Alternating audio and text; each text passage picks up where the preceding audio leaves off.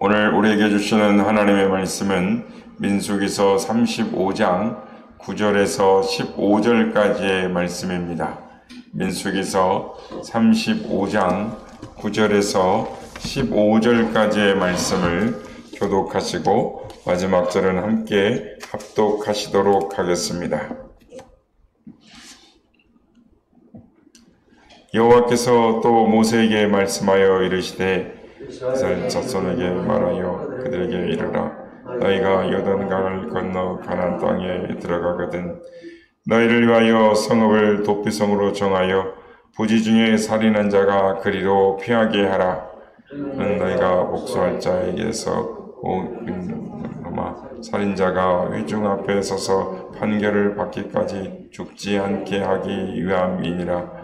너희가 줄 성읍 중에 6을 도피성이 되게 하되 이 성읍은 요단 이쪽에 두고 새 성읍은 가나안 땅에 두어 도피성이 되게 하라. 함께 읽겠습니다. 이 6성읍은 이스라엘 자손과 타국인과 이스라엘 중에 거류하는 자의 도피성이 되리니 고지 중에 살인한 모든 자가 그리로 도피할 수 있으리라. 아멘. 할렐루야. 오늘도 우리 예배 가운데 함께 하신 주님을 찬양합니다. 그리고 오늘도 새벽을 깨워 기도의 향연으로 하나님 앞에 예배 드리는 모든 성도님들께 하나님의 은혜와 평강이 함께 하시기를 기원드립니다. 오늘 본문은 도피성에 관한 이야기입니다. 도피성은 과실로 사람을 죽인 자를 피해 복수해서 보호하기 위해 설치된 성읍입니다.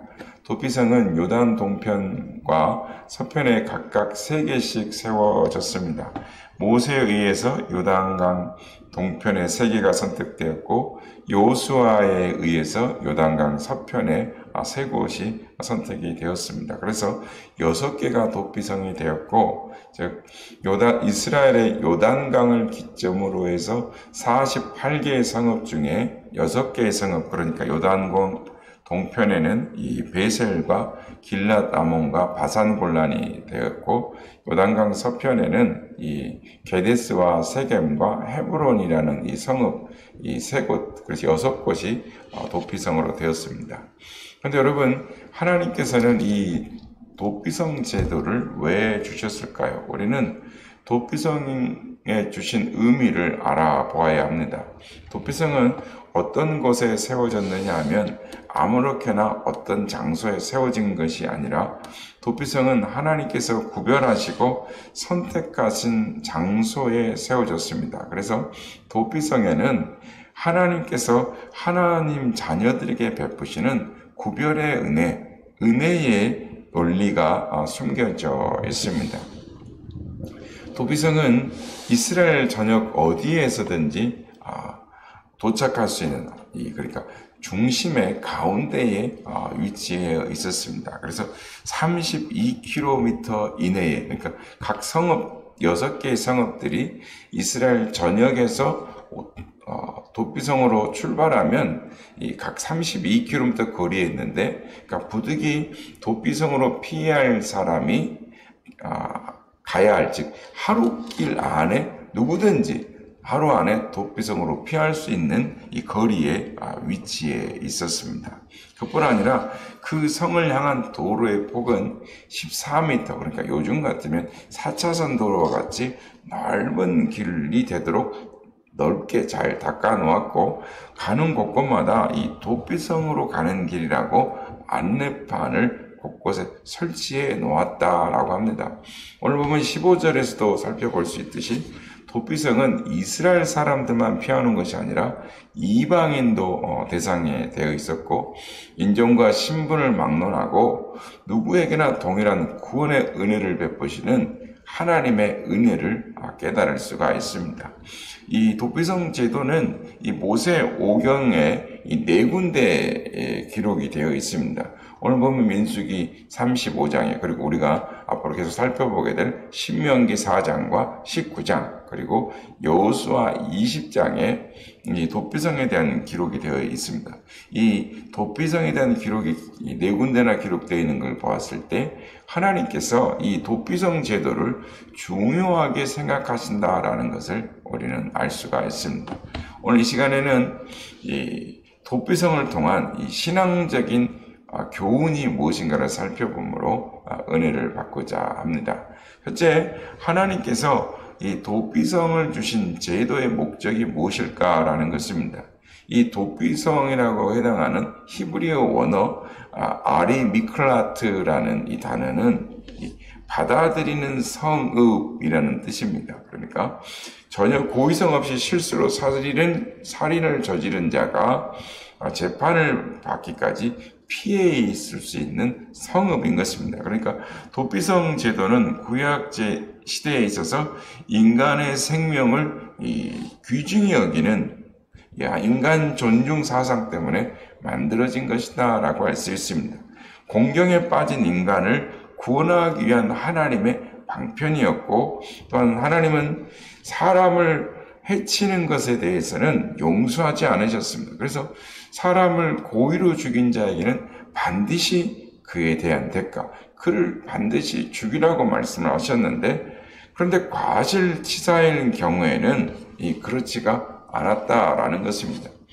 하나님께서 이 도피성이라는 제도를 주신 이유는 이 이스라엘의 이 고엘 제도와 관련이 있습니다. 민수기 35장에 보면은 억울한 죽음을 당한 자의 친족은 반드시 피살자를 대신해서 이 보수할, 그러니까 대신 이 복수할 의무가 있었습니다. 그렇기 때문에 우발적인 이 살인이라도 이 복수자, 그러니까 보수자의 눈에 띌 경우에는 죽음을 면하기가 어려웠습니다. 이런 문제점을 인식하고 이 무분별한 이 보복을 방지하기 뿐만 아니라 이 우발적인 살인을 하게 된 이 사람의 생명을 보존케 하려는 이 도피성의 목적이 있었다라고 할 수 있습니다. 오늘 본문 우리가 읽었던 11절 말씀에 보면 부지 중에 살인한 자가 그리로 피하게 하라라고 말씀합니다. 우리는 여기서 한 가지 눈에 띄게 되는 이 영적 교훈이 있습니다. 이 도피성은 부지 중에 살인한 자를 그리로 도피하게 하라라고 말씀합니다. 그러니까 부지 중에 살인한 자라는 뜻이 무엇입니까? 죽이겠다는 의사가 전혀 없는데 실수로 사람을 죽인 것을 말합니다. 이 말을 통해 우리는 깊이 생각해 봐야 할 것이 있습니다. 왜 하나님께서는 부지 중에, 즉 오살한 자, 전혀 의도와는 상관없이 실수로 죽이게 된 자를 위해서 일찍이 모세를 통하여 도피성을 만들라라고 명령을 하셨을까요? 우리 이 말씀을 읽으면서 부지 중에 갑자기 실수로 사람을 죽인 거니까 이건 나하고 상관없는 말씀이다라고 생각하고 그냥 말씀을 읽으며 넘어갈 수도 있습니다. 그러나 성경은 나하고 관계없는 말씀이 없습니다. 이 성경은 다 나를 들여다보는 거울이 되는 것입니다. 부지 중 살인한 자가 나와 상관없는 것이 아니라 이 말씀을 통해 사람이 얼마나 연약한 존재인가를 생각하게 되는 것입니다. 여러분, 칼로 살인을 해야만 살인이겠습니까? 예수님께서는 마태복음 5장 22절에 보면 형제에게 라가라라고 욕하고 미련한 놈이라고 욕하는 자도 이미 살인한 자다라고 말씀을 합니다. 그러니까 내가 던지는 말이 살인하는 줄도 모르고 내가 생각 없이 던지는 말 중에서 상처 주는 말이 얼마나 많은지 모릅니다. 그런 측면에서 보면 우리는 하루에도 얼마나 부지 중에 살인을 하고 있는지 모릅니다. 어떤 가정에 남편이 이 반찬 투정을 하니까 아내가 하는 말이 쥐꼬리만큼 벌어다 주면서 뭘 바라는 거야? 라고 했습니다. 이 말 때문에 남편이 일주일 동안 가슴 아래를 했습니다. 그런데 그게 신혼 때의 일이었습니다. 근데 이 남편이 20년 동안 이 말을 가슴에 담고 살았는데 상처가 되었습니다. 그때부터 부인은 살인자인 것입니다. 부지 중에 살인을 했습니다. 칼로 살인을 해야 살인이 아닙니다. 20년 후에 남편이 돈을 잘 벌게 되자 이혼을 하자라고 하더랍니다. 피해 보수자가 나타난 것입니다. 이 이야기를 통해서 깨닫게 되는 것은 눈을 뜨고 보니 부지 중에 살인한 자도 피해 보수자도 나이더라는 것입니다. 도피성은 부지 중에 살인한 자만이 아니라 오늘 나를 위한 도피성임을 깨달아야 되는 것입니다. 살다 보면 이런 일들이 너무나 많습니다. 인간은 너무나 부족하고 지혜가 모자라기 때문에 전혀 의도와 상관없이 어떤 관계 속에서 문제가 생기기도 합니다. 인생이 크게 꼬여버리기도 하는 것입니다. 그 반대로 완벽한 사람도 마찬가지입니다. 입만 열면 절대로, 진짜로, 결코, 항상 꼭 이런 단어를 자주 쓰는 사람은 이 완벽주의자의 성향을 가졌다라고 할 수 있습니다. 이 완벽주의가 가지는 특징은 자기 자신에 대해서 엄하니까 타인에 대해서도 인색하고 날마다 비판이 많습니다. 그래서 우리가 늘 부지 중에 살인할 수 있다라는 것을 알아야 하는 것입니다. 그러나 중요한 사실은 이런 우리의 모습을 하나님께서 긍휼히 여기시고 인정해 주신다라는 것입니다. 하나님께서 우리의 실수를 인정하십니다. 하나님께서 에덴 동산에서 죄를 지을 때부터 이미 우리의 부족함을, 연약함을 알고 계셨습니다. 이런 하나님께서 우리의 도피성을 명령하셨습니다. 그러면 우리에게 소망이 있는 것입니다. 설령 우리가 어쩔 수 없는 상황에서 다른 사람의 피해를 준다고 할지라도 우리가 우리의 도피성 대신 예수님 앞에 우리의 모든 것들을 다 맡기고 나아갈 때 하나님은 우리를 얼마든지 주의 품 안에 품어주시고 새로운 인생을 살 수 있도록 우리에게 기회를 주신다라는 것입니다.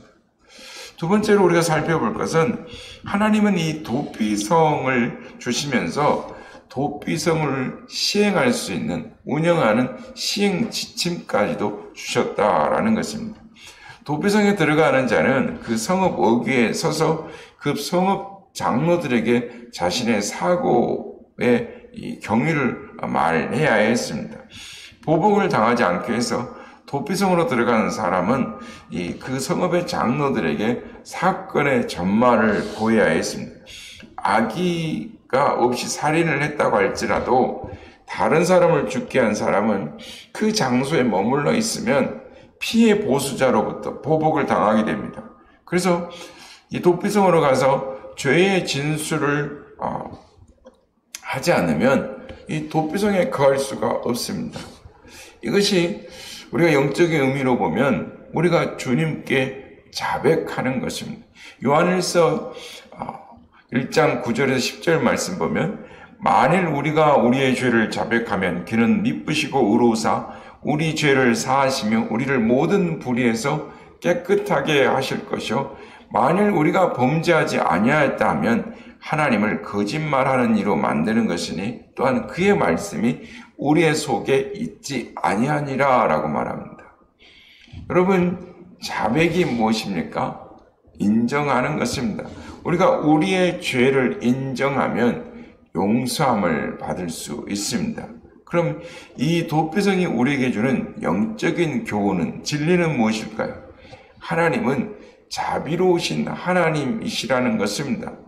도피성 제도는 하나님의 자비를 보여주고 있습니다. 하나님은 이스라엘 12지파에게 가나안 땅을 배분해 주실 때 요셉에게 두 몫을 주셨습니다. 왜냐하면 요셉은 애굽의 총리가 되어서 이스라엘이 기근으로 인해서 굶어 죽을 위기에 처했을 때 이스라엘 모든 이스라엘을 구원했고 백성을 살렸기 때문에 그래서 요셉에게는 므낫세와 에브라임에게 각각 한 몫씩을 야곱이 자신의 자녀로 축복하고 이 두 몫을 요셉 자손에게 주게 되었습니다. 그러면 12지파인데 거기서 요셉이 두 몫을 차지하게 됐으니 땅을 이 13수로 나눠야 되는데 하나님께서 12지파로 나눴습니다. 그러면 레위 지파는 어떻게 된 것입니까? 레위 지파가 큰 몫을 받지 못했습니다. 대신 레위 지파는 오늘 본문 민수기 35장에 보면 이스라엘 전역에 흩어져서 48개의 성읍을 기업으로 받게 되었습니까? 전역으로 흩어져 살게 되었다는 거죠. 다른 지파들은 다 한 곳에 모여 살았는데 레위만 그렇게 된 것입니다. 근데 여러분, 왜 레위 지파는 가나안 땅 전역에 흩어져 살게 되었을까요?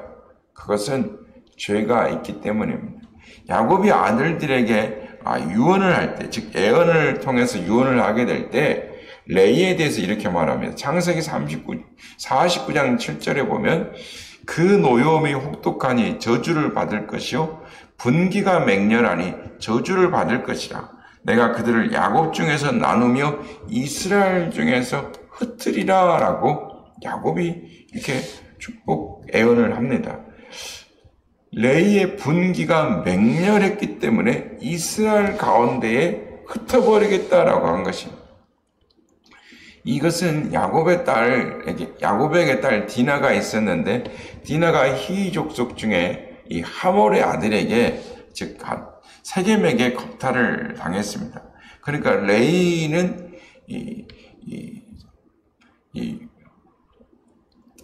레아와 이 라헬 중에 자손 중에 레아의 자손이었는데, 그러니까 루벤과 시몬과 레이가 유다가 그리고 밑에 디나가 있었어요. 그러니까 디나의 오빠인 시몬과 레이, 특별히 레이가 노아에서 세겜 남자들에게 이 속임, 즉 사기를 친 것입니다. 할례를 받으면 누이를 주겠다라고 해놓고서는 세겜 사람들이 다 할례를 받고 아파서 힘을 못 쓸 때 가서 다 죽여버린 것입니다.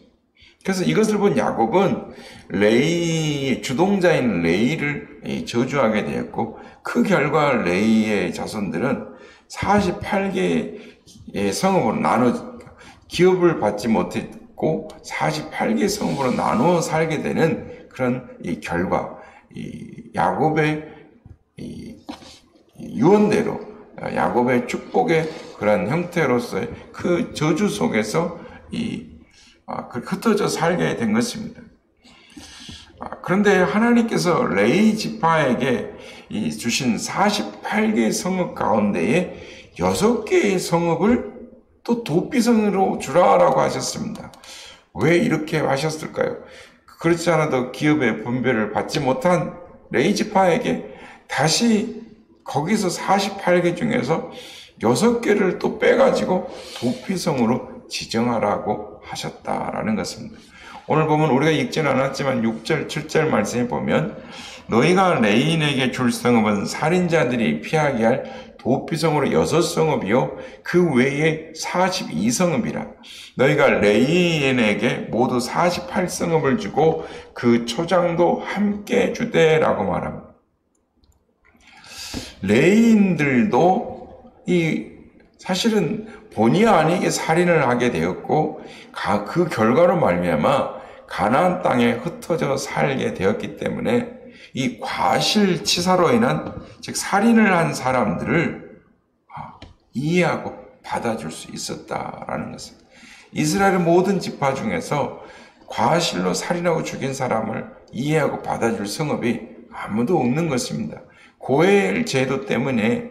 그런데 레위인들은 특별히 이 도피성은 과실치사로 살인한 사람들을 이해하고 받아줄 수 있었습니다. 왜냐하면 본인들이 그렇게 흩어져 살게 된 이유가 그 과실치사였기 때문이었습니다.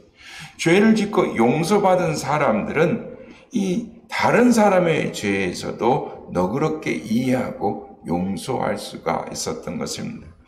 레위가 살인죄를 저질러서 가나안 땅에 전역에 흩어 살게 됨으로 말미암아 레위에게 준 48성읍 중에서 6개 성읍이 도피성으로 지정된 것입니다.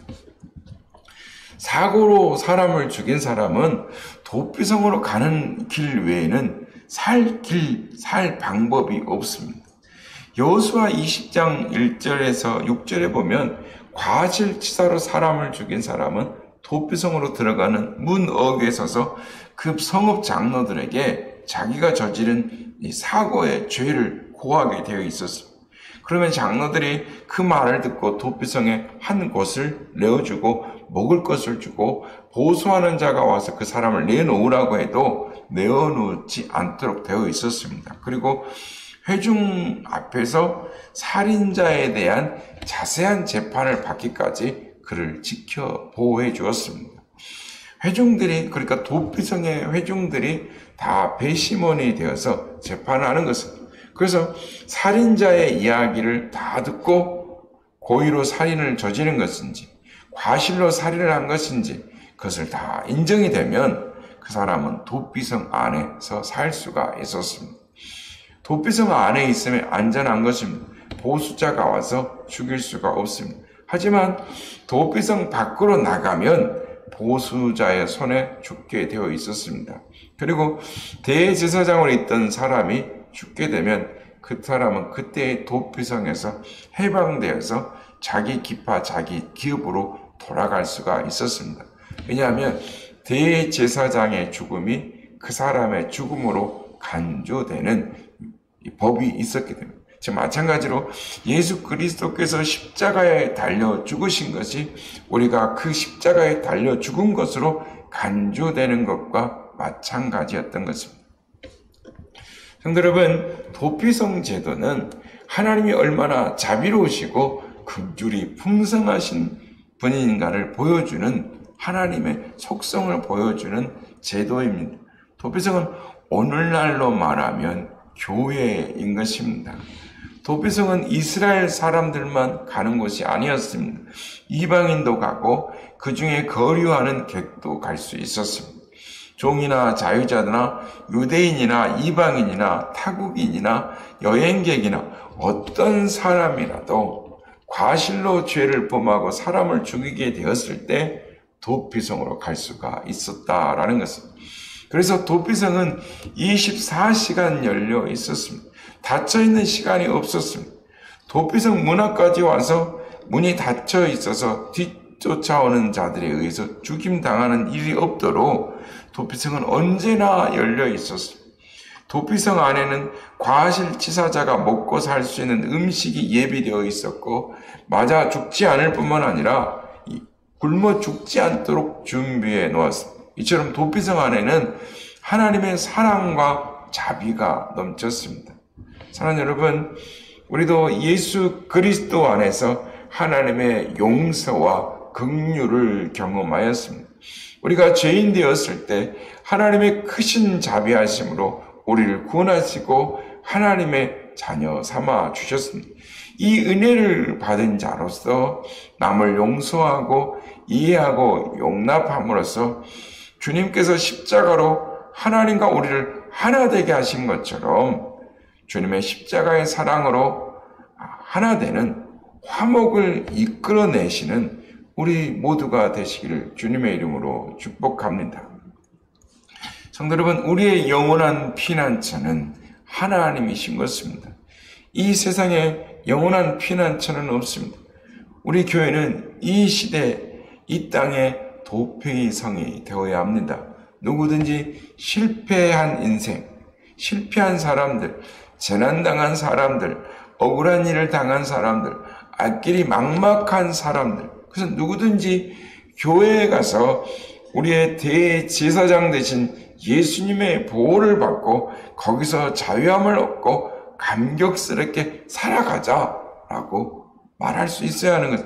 그래야 교회가 도피성이 될 수 있는 것입니다. 바라기는 우리 교회가 이 시대의 도피성이 되기를 원합니다. 누구나 와서 쉴 수 있는 곳, 누구나 이해와 사랑이 넘치는 용납되는 곳, 주님의 십자가의 사랑으로 위로와 소망을 줄 수 있는 이 시대에 섬김과 나눔이 있는 도피성, 사랑의 공동체가 되시기를 주님의 이름으로 축복합니다.